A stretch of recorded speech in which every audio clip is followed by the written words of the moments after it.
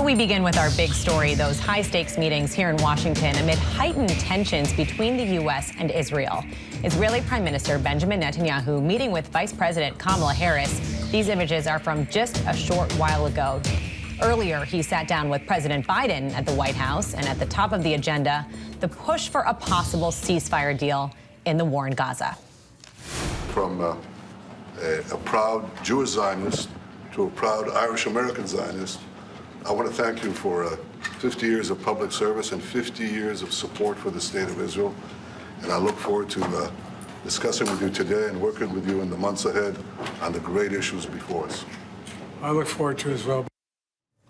This comes just one day after that fiery speech from Netanyahu before a joint meeting of Congress. He called for bipartisan support for Israel and slammed those protesters who've spoken out against the war.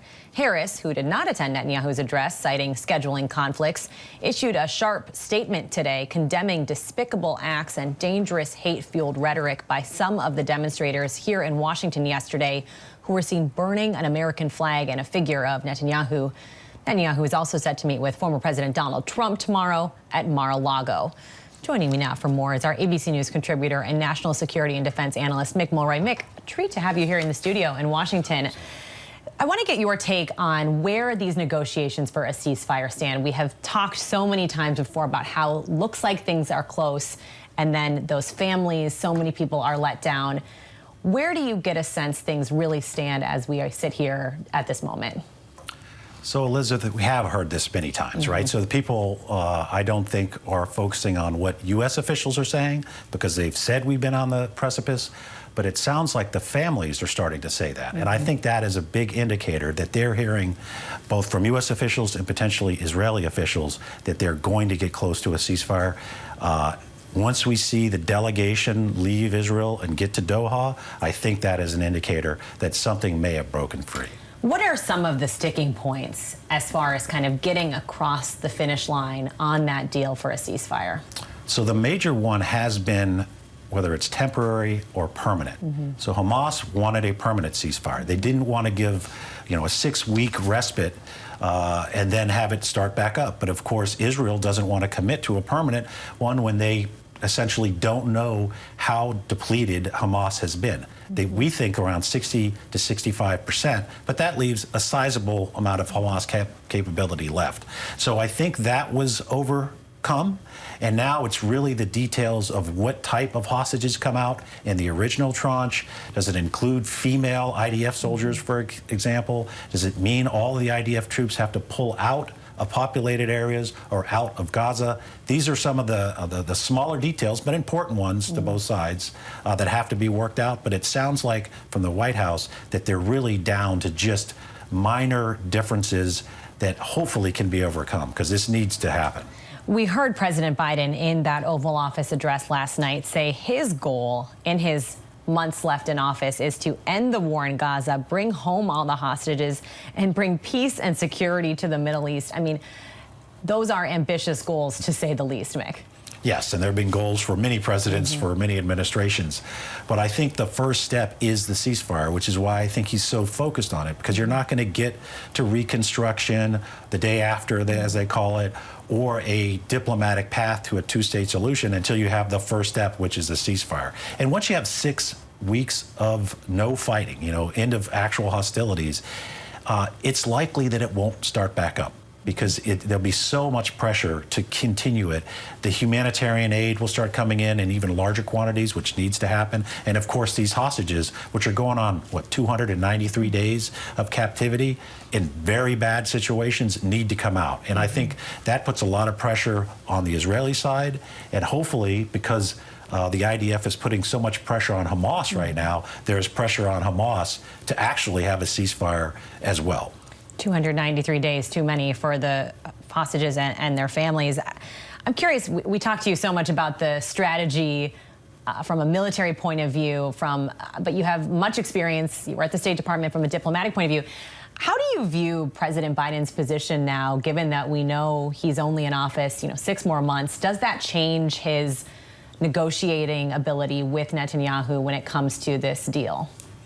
Well, I think, normally he would be spending a lot of time campaigning, right? And he's not going to do that. I'm sure he's going to do some for his vice president, but it does free up a lot of time for him to focus on this. And this is, he views himself as a foreign policy expert, as he would, right? He's the President of the United States, but he also was the chairman of the Senate Foreign Relations Committee, and that's really where a lot of his views were formed. So this is where I think he's really comfortable, and he knows the situation in Israel, and he's followed it for 40 years. So this gives him the ability to focus on that, and hopefully we can get to the ceasefire and then maybe start moving to those other things like the diplomatic path to a two-state solution, which is the only way this is not just going to keep reoccurring.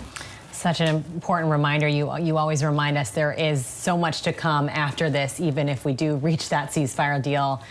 A lot more to still be sorted after that, Mick. Thank you, as always, for your insight and analysis. Thanks, Elizabeth. Let's bring this big story to our panel. Joining us today is ABC News contributor and Sirius XM radio host Mike Muse, former Biden administration Homeland Security official Marsha Espinosa, ABC News contributor and former Republican Congressman John Katko, and our ABC News senior Pentagon reporter Louis Martinez. Louis, I want to start with you and piggyback off what Mick and I were just talking about. We know that some of the families of those American hostages who are still being held in Gaza, after their meeting with President Biden and Prime Minister Netanyahu today, they said they were optimistic about these negotiations. They want there, of course, to be a deal as soon as possible. What do we know about how Hamas and some of the other players in these negotiators are responding and saying today? Well, Elizabeth, I think we have to temper expectations somewhat because we have been hearing now for weeks that, of course, these talks have been near the end line, near that goal line, and we haven't seen much. We keep hearing about progress. We keep hearing about how things, initiatives like this may be moving forward on the part of the Israelis. But ultimately, I mean, remember, this is really all about intense negotiations between two parties that really, on the face of it, don't want to really negotiate. But again, I think the impact, the emotional impact of the families, a meeting with the president, meeting with Netanyahu, I think goes a long way, and it just remains to be seen how this was all really going to play out. Much to see how it'll play out. At the same time, this visit from Netanyahu, Marsha, has been polarizing. We know that Netanyahu is controversial in Israel. He is not popular there, and he's not popular among a lot of people here, as we saw through those protests yesterday. How much pressure is there right now on the Biden administration to try to show that there is some sort of outcome of these meetings, that there is some sort of tangible result? Yeah, definitely a very important and emotional issue. We saw the NSC's Admiral Kirby at the podium today wearing a dog tag around his neck, the Bring Them Home Now dog tag, and he opened up with a statement about the hostages being held captive. And you just have to assume that's, terribly horrific, followed by his statement that the president wants to get a deal done. But yes, it was very dividing, especially for Democrats. You had many Democrats choosing not to attend the address. But on the other hand, Republicans united on the other side. So we have yet to see what comes out of this. Mike Muse, we know that President Biden, made this a priority in his Oval Office address to say that this is something he wants to try to get done in the next few months. What does it say to you that he's prioritizing this ceasefire? He's prioritizing some sort of deal to end the war in Gaza so much in these, in this such a weighty address that was something he focused on. That's a really great question. I think that ties into the conversation that you were just having with Mick, right? President Biden is known for his foreign relations and his foreign expertise. And with just 6 months remaining, he became a lame duck president in a single afternoon. And so I think he will focus singularly on this issue. I think he is looking at this as a crowning achievement. That could be a crowning achievement for his legacy if he is to negotiate this deal where he's able to bring the hostages home. And it seems like they're getting close to a negotiation deal. But then to go further to figure out what does it look like the day after, the morning after. Could he put these conversations on the track to a two-state solution to which he'll be able to at least take credit for advancing that narrative, if not being able to finish it with the remaining 6 months? I do believe this would probably be one of his singular focus issues for the next 6 months that he will be focusing on. Right, and as Mick pointed out, he won't be spending as much time, we don't expect, on the campaign trail, can be more laser focused on those types of solutions. At the same time, John Kecko, you know, Prime Minister Netanyahu was meeting tomorrow with former President Trump.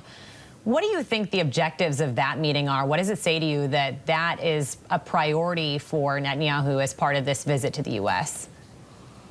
I think the reason for him to meet with Trump is because he's got to try and make sure that Trump and the Republicans don't abandon him if Trump wins the election. I mean, there's a lot of banter within the Republican Party, certain sectors of it, that we shouldn't be sending any more aid to Israel, shouldn't be sending aid to Jordan. And he's got to tamp that down to some extent. And he's hedging his bets in case Trump wins. But I do want to pick up on something Mike said. I really believe that Biden is going to make this his legacy statement. And if he can get his solution and to this war, and he can get peace and bring the hostages home and get a two-state solution, if he can really be a magician, he'll go down in history very, very fondly. So I think that's what he's looking at. Now he's got 6 months to stare at his legacy. And this is it, I think. I really do. Something he no doubt would hope to cement in that legacy. John, Marcia, Mike, and Louis, thank you all very much.